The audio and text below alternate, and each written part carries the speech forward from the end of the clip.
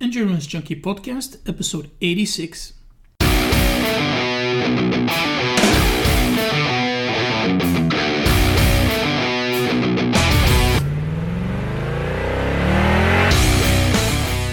Junkies, what's up? Thanks for joining me on a new episode of the Endurance Junkie Podcast, the show where I will be interviewing some of the fastest, smartest, and most inspiring people active in the endurance world today. If you like these little interviews and don't want to miss any future episodes, just head over to iTunes or Stitcher and simply subscribe to the show. Now the show is also available on Spotify now, so if that's your preferred medium, just search for Endurance Junkie Podcast in the search bar on top and you will find me no problem. And before we get going with today's show, I would also like to thank everyone who has also left a rating and a review on iTunes or Stitcher. There are so many ways these days to listen to podcasts, but iTunes is still very important and one of the best places for new people to find us. So if you haven't done so, please consider leaving a rating and a review. That will help us continue growing. Alright, 24-year-old Ellie Salthouse has been doing triathlons since she was 11, and she started racing pro at the age of 16. Now she won the silver medal at the inaugural Youth Olympics in 2010, raced on the ITU circuit for a couple of years, and then stepped away from the sport in the beginning of 2013. Barely 6 months later, she was back to give it another go, and in 2016 she decided to focus on non-drafting racing. Now, this summer she won 70.3 Boulder, and 6 days before competing at Island House, she won 70.3 Miami. So hi Ellie, thanks for coming on the show. Can you start off by telling us a bit about yourself, your own sporting background growing up, and how you got into triathlon? Yeah, hi, I'm Ellie Salthouse, and thank you for having me on. I'm a 70.3 specialist triathlete. I'm 24 years old and I live in Brisbane, Australia for half of the year, and the other half I spend in Boulder, Colorado in the USA. So very lucky to go between both places and have summer all year round. Yeah, good stuff. Back in Australia, how did you end up in triathlon? Were you always competitive in sports? Yeah, I started sport really young, just local stuff with school and some little athletics, that kind of stuff. And then I tried the local kids triathlon just in the city of Brisbane, and I loved it. So I signed up with a local triathlon coach when I was 11 years old, and yeah, I've been doing triathlon ever since. And I went pro at 16 and I've been pro ever since. So I love it and I continue to love it. No, did you come from an athletic family? Not too much. Like, my parents were always fit and athletic and encouraged me to get into sport. But I wouldn't say that I'm from an athletic family as such. Just your typical Aussie family who just loves going outdoor and being active. Yeah, exactly. And we're by the water, so it's really easy to stay fit and healthy. And, my dad loves sailing and my mum loves swimming and walking and staying active and that kind of thing. So just typical activities. Okay. So yeah, you picked it up as an 11-year-old and you immediately fell in love with the sport. Yeah. What did you like about it? Because for an 11-year-old, it is a pretty taxing sport on the body. Yeah, I think at 11, I just liked that it was different to every other sport and it was different to what everybody else is doing. And I liked that about it. It was a very new sport when I was that young. And there were some local races, and I'd never really heard of it before. So I think that's what drew me into the sport, was that it was relatively new, and I wanted to experience what it was like. And I think having the three disciplines was a big draw card. I loved swimming and running separately, and I'd never ridden a bike before. So that was interesting. I had to learn how to ride, and I think I enjoyed putting all three together. Yeah, okay. So you immediately joined the club? Yes, 1 week after doing that kids try in the city, my mum helped me find a local coach, and that's where it all started. All right.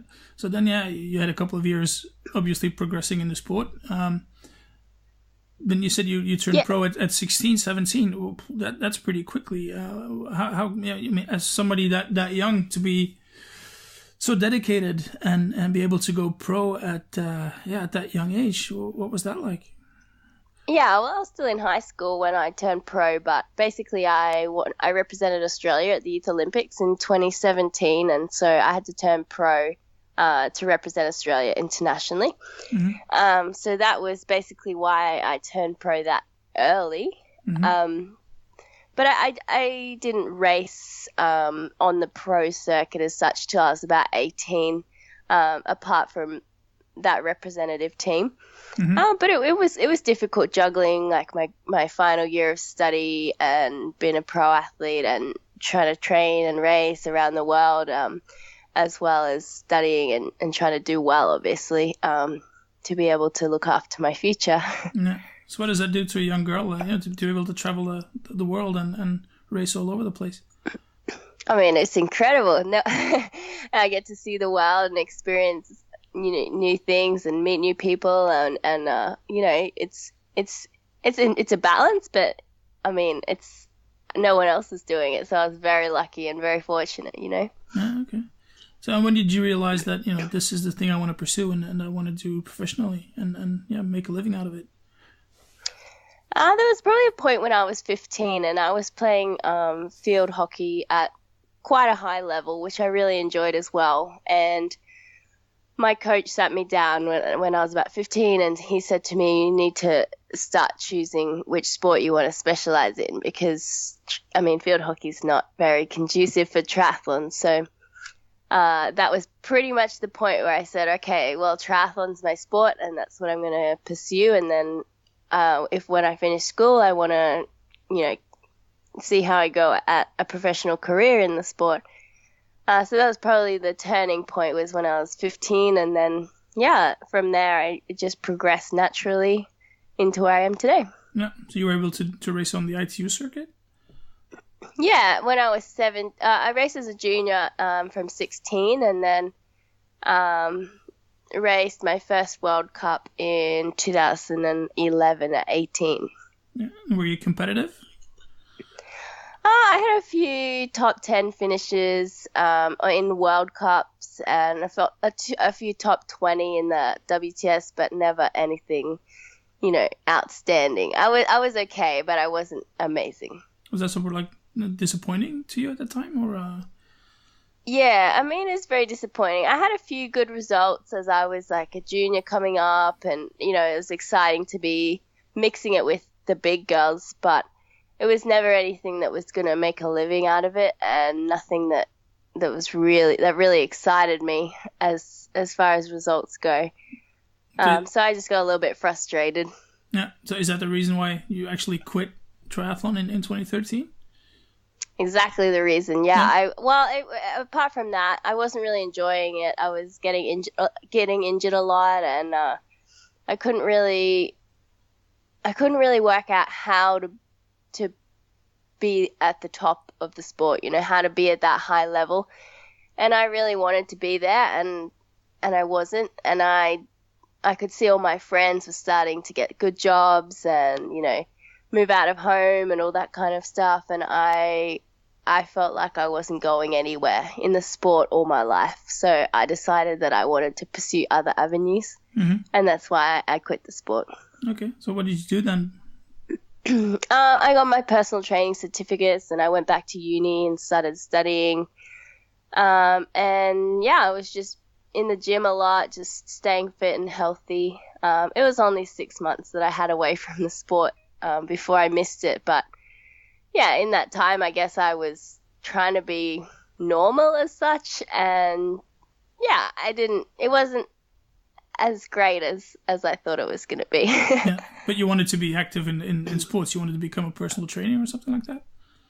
Yeah, I wanted to become a dietitian eventually, but in the meantime, be a personal trainer. And I was hoping to go into some sort of bodybuilding type activity. Okay. But that's interesting. I don't know why, but I thought that would be fun, and I enjoyed being in the gym a lot. So, yeah. Yeah, okay. I still wanted that competitive aspect, I guess. Okay. So yeah, you mentioned it before. It was only 6 months until you picked it up again. So yeah, what made you make that decision again? Yeah, end of 2013, I really missed the sport. And I knew that I wasn't done yet. I still had unfinished business and I missed it too much. So I contacted my mentor and Loretta Harrop, and I asked her if she'd coach me. And she said no, because her priorities are with her children and her husband and her family now.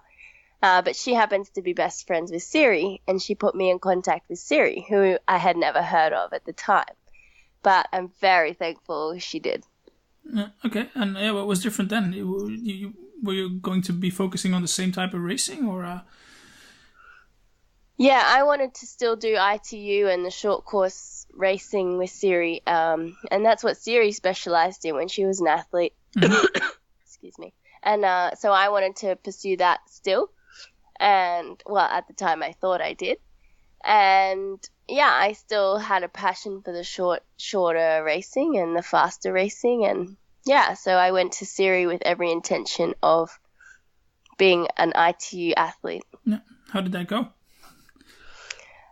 We had some pretty good results initially. Initially when I started with her, I ended up with mono or glandular fever for a few months. So that really put us back a little bit. And then I had some more pretty pleasing results, but nothing that was outstanding, nothing that I was proud of. So that's when I got to the end of 2015, and I came to Siri and I said, I need to either do something different or I'm going to quit the sport again, and that's it, I'm done. Yeah. And she was the one that started talking about 70.3s then? Exactly. So I was sitting in her lounge room. I can still remember the conversation, and she said, all right, Salty, she said, you need to do what your heart's telling you to do, but I think you'll regret it if you don't at least try 170.3. Mm-hmm. And I said, all right, okay, we'll try one and see how it goes. And then if it goes all right, 2016 can be my trial year, and we'll trial the 70.3 distance and see what happens. Yeah. And that was, pretty good. I think you already had some pretty podiums early on. You had some couple of wins. Very early success. I won my first half, so that was okay. Incredible. So that was immediately set you up like, this is my thing. I want to pursue this. Exactly. Yeah. Okay. So what was different then in those months leading up to the 70.3? Training wise, what did you do differently, and what? Yes, I think mentally as well must have mm-hmm. had a certain change on your persona. Yeah, well, mentally I was just ready to put all my eggs into one basket and just give this one race a really good try to see if I was good or if I was, enjoyed it and wanted to pursue this distance. So mentally I was willing to put everything I had and do all the little things and all the extra training to be the best I could at this race. And, the training wasn't totally different. I was used to training hard, and it was just a few more miles than I was used to. But I love training, and I don't mind doing extra miles or longer distances. So the training wasn't hugely different, but I think it was a big mental shift. That was the biggest part. Yeah, and then was Siri helping you with that? Yeah, definitely. It was difficult because I was in Australia and she was back in the US at the time, mm-hmm. but I would speak to her regularly and we'd talk about it, and she'd ask me how I was feeling and what anxieties I had or what I was excited about, and we'd talk about it together, which was great. I got to that start line feeling confident, but of course I was nervous. I'd never raced that far before. I had no idea what to expect. And of course, Siri helped me with nutrition and all those things that I'd never really had to take into consideration with the shorter distances. Mm-hmm. So there's a lot of new things that I had to think about, which Siri really helped me with. Yeah. So what do you love now about the 70.3 distance? I just love the challenge. I love that it's like 4 hours of intense racing, and it's basically about being right on the edge of like pushing too hard but pushing hard enough, and you're like right at that point where you've got to find it without teetering over, Mm-hmm. And I really like that. I like being comfortably uncomfortable for a really long time. Yeah. So it sort of helps being sponsored by that apparel company, Love the Pain? Yeah, I mean, it's what I stand for. I do love the pain. I love putting myself in a great amount of pain for a long amount of time, you know, seeing how much I can put myself in pain. Yeah, okay. Everybody their own hobby, I think. Yeah. And I think you also show that in these videos, but that Siri puts up on the internet, you know, with all you guys training in the pain cave, as she calls it. Yep. Yeah. What's that like? Are you guys motivating each other at that time?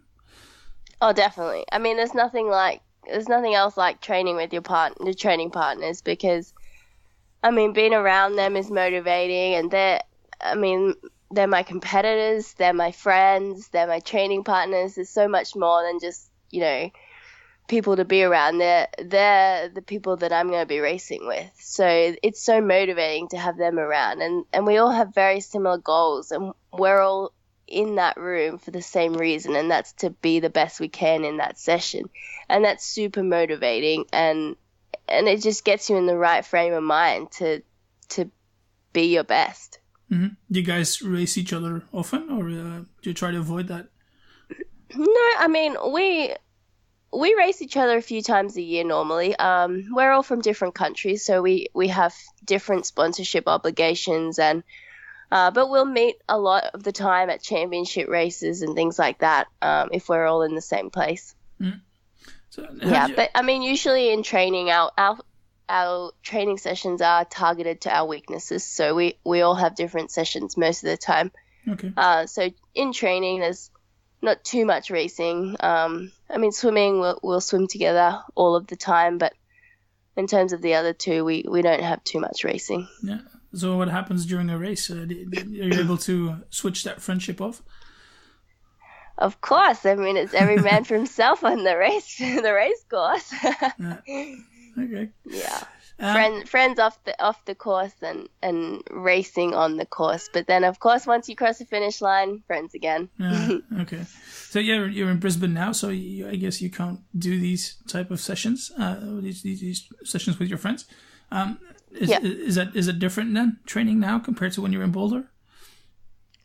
No, not at all. Like I'm good at training alone, and I'm good at motivating myself. So for me, it's not that difficult. I know some people struggle with motivation when they're alone, but I'm used to doing a lot of my sessions alone. I'm away from Siri for half the year, so I have to get used to that. I mean, it's sometimes it's a little more difficult to motivate myself, but I always have an end goal, and I have small goals that I want to achieve during each session. So as long as I have them, and they help keep me focused. Yeah, okay. So how do you go about creating your year plan then, and picking out the races that you want to do?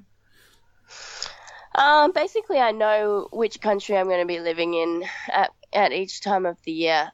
So I'll choose around that. I'll choose the championship races and the races that usually attract a strong field, because I like to race the stronger races and the stronger women. I like to test myself that way. Mm-hmm. So, yeah, usually I'll start my season here or Asia or the Middle East, somewhere that's quite easy to get to from Australia. Mm-hmm. It's not a huge amount of racing in the early parts of the year here. So usually end of March, early April, I head over to the US, and I'll start my season normally with Oceanside, so 70.3 California. Mm-hmm. That usually attracts a good field. It's got a lot of points and a big prize purse. So, yeah, I've done that the last 2 years, so I'll probably do that again next year. I really enjoy that race, and I like racing the best girls early in the season to see where everyone's at. Yeah. And then basically I plan my back end of the year around Worlds. That's the big focus. Yeah, and then depending on whether you can race in Europe or stay in the US. Yeah, most of the time I try and minimize travel. So I'll most of the time stay in the US, but Challenge now also have a world championship, which is in Europe. So this year I traveled for that to Europe, which was great. So might look at doing that next year as well. as long as it all fits in. And then the back end of the year, I plan around Island House. Yeah, it's pretty cool to be able to finish your season with that, right? Yes, very lucky, and I'm lucky enough to be an ambassador for the event as well. So I love finishing my year in the Bahamas, and it's such a great format, and it's a race like no other where we get to involve the short course athletes and the long course athletes in the same racing. So it's, you never get to experience that anywhere else. So how did you go this year? I finished up 8th this year. So, I was pretty happy coming back from injury. So, it was good. It was good. Yeah, okay. So, you're only 24. You've been racing 70.3s now for 2 years, 2-3 years. Yep. I guess that's going to be the thing for you for the next couple of years? Yeah, definitely. At least the next 5, I would say I would be racing 70.3, and I actually don't have any intention of, I say this now, ever doing an Ironman. That was going to be my next question, yeah. Yeah, no, but apparently I'm going to want to do one eventually, but right now I have no desire to do an Ironman, ever. Coming from one who's done a couple, I think, it's something that you have to do, so... but yeah. Maybe just to get the tattoo. No, don't do the tattoo. No. Do you feel you need to make any sacrifices to live the life that you do now today? I mean, I don't consider them sacrifices. I consider them more investments in the future, you know. I love what I do, and I don't sacrifice anything for what I do. I do everything based around this sport and being the best I can in this sport. So every decision I make and every lifestyle choice that I make is based around this, and that's my choice. So for me, anything I don't have or I'm not doing, I don't want to be doing it anyway. So no, I don't feel like I have to make any sacrifices. Okay. Because talking for you now and then about your history in the sport, it feels like when you do it, you go all in. Do you see yourself after your career, or professional career, where you're competitive? Do you see yourself continuing doing triathlon just for fun, combining it with I don't know, regular job or stuff like that? A lot of people ask me that, if I'm going to be able to just compete at a lower level, and I don't really know. I think by the time I finish with competitive triathlon, I'm not sure if I'm going to want to pursue a different sport. I know I always want to be healthy, but I think I might want to try something different.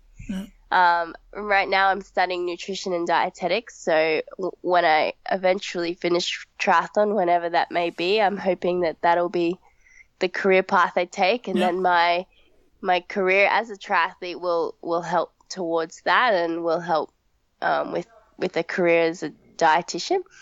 So I have no idea what's going to happen. It's a long way off until I retire from triathlon. So hopefully anyway. Hopefully, yeah. I mean, I always want to be fit, but I'm not sure if I'll be able to do triathlon just for fun, you know. Okay. Yeah, talking about nutrition. What do you do there? Do you do something specific? I'm at university, so I'm studying nutrition and dietetics. I'm completely online with the university here in Australia. So it's great. I can balance my training and travel and while still studying on the side. So slowly plugging away at a degree, which is great because it helps me balance, my lifestyle and training and racing, and it balances that out with something completely different, which I really enjoy. Yeah, okay. So I'm hoping eventually that'll be the type of career I go into. Yeah. So what do you do yourself for nutrition? Do you follow a specific diet? Oh yeah. Right now I follow a pretty specific diet. It's pretty simple. Every day's pretty much the same. It's just eggs on toast for breakfast, salad for lunch, and protein and salad for dinner with a few carbs. So it's nothing crazy, and I just eat really healthy and regularly, and I'm not following any secret formula. And as far as racing goes, I'm still learning my nutrition plan. I mean, sometimes it works really well and other times not so great. So I think for me, I still haven't quite 100% nailed my nutrition plan, but I'll get there eventually. Yeah, I guess a lot of depends also on the conditions that you're racing in, right? Exactly, yeah. And I mean, I'm still very new at all of this. So, just still trying to work out, what works at what times and with what conditions. So, yeah. Okay. Can we find some info about your nutrition or something somewhere? About my race nutrition or my daily nutrition? Yeah, both. I mean, no, I mean, I haven't put anything out there about my nutrition. But if anyone wants to know anything, my contact details are on my website and my Instagram and all that, so they can contact me and ask me. I'm more than happy to give out some information. Okay, cool. All right, so what do you see as your biggest achievement in your career so far, and what's your biggest disappointment? I think for me, my 5.5 distance wins are probably the biggest achievement so far. Winning Boulder 70.3 last year. It's my second home, so I think that was pretty special. It was my first half Ironman win, and Siri was there. So that's probably one of my most special moments. And coming second at the Youth Olympics in 2010 is still a very special moment to me. Mm-hmm. And then future plans. Disappointments. I mean, there's on. Pardon? Biggest disappointment. Oh, biggest disappointment. Yeah. That's a good question. I mean, there's been a lot of disappointments. I think for me, actually, just recently, I had an injury for 5 months, so I think that would probably be one of my biggest disappointments so far. It's really hard to deal with something like that when you feel invincible and you feel, I guess, like everything's on track and going exactly to plan, and then you have to deal with a setback like that. What happened? So for me, I had a stress fracture on my sit bone, and a hamstring tendinopathy. So that was very difficult. Yeah. How'd you deal with that then? Lots of rehab, lots of swimming, some rest, time off running and cycling, and I was lucky enough. I came back to Australia to see my physio here, so he was able to help me get back and rebuild everything that had become weak from the injury and that I had used to overcompensate for the injury. So, yeah, I mean, I'm back. I like to think stronger than ever now, so that's great. Okay, cool stuff. What's the greatest piece of advice you've received in the sport so far? Actually, only recently I was talking to Siri, and she said that you have to always follow your heart. And I know that's kind of corny and cliche, but it's so true. And over the years, I've definitely learnt that to be true because, I mean, even as far as picking races, you need to pick the ones that excite you and make you happy. And I do this sport because I absolutely love it. And I'm just lucky enough that I make it my job. So I think hearing that really it resonated with me because it's exactly why I do this sport, because I'm following my heart and I'm just doing what I love. So I think that's a important piece of advice that she's given me. So you still see it as a hobby, or has it become a job? It's definitely not a job. It's my life. I love it. I don't work a day of my life. I don't. It's great. Okay, cool. Good stuff. Good attitude. All right. Yeah. Thanks for your time, Ellie. How can people get in touch with you if they want to? You mentioned the website and social media. Yeah, I mean, I'm on Facebook, Instagram. I have a website, elliesalthouse.com. So any of those social media platforms, Twitter as well. So yeah, all my contact details are on all of those platforms. Okay, I'll put the links up on the show notes page. Yeah, thank you. Feel free to give some love to your sponsors. Okay, thank you. Well, I'm lucky enough to be with Love the Pain, Blue Bikes, Vorgy, Gatorade Endurance, Island House Triathlon, Head, Giro, Oakley, Fedamwood, Mizuno Australia, and I think that's it. So very lucky to be with those incredible companies, and they allow me to do what I love every day. Yeah, it's a bunch of people backing you, so it must feel awesome. And of course, my parents and Siri. Good stuff. Yeah. Anything else you want to plug? No, I think that's everything. Okay, cool. Well, then I got one final question. We finish the interview, and you walk outside of the house there, and you find a lottery ticket that ends up winning $10 million. You can choose US or Australian. What do you do? I always kind of play it safe when it comes to these type of things. So I probably save it until I have like something that I actually need. But no, I'm at the kind of stage in my life where I would like to start having my some property investments in both countries. So I'd probably look at investing in some property, I think.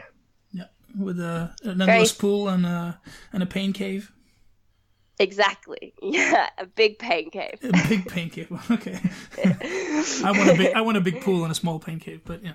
Yeah. Different people, different goals. Maybe a small pain cave with big pain. It could work as well. All right. Thanks for your time, Ellie. Much appreciated.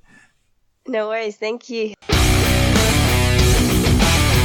Junkies, thanks for listening to this episode with Ellie Salthouse. I'm wishing her the best of luck for her 70.3 race in Taupo this weekend. And if you want to follow, you will no doubt be able to see everything on ironmanlive.com. All right, until next time, have a great weekend, guys. Cheers.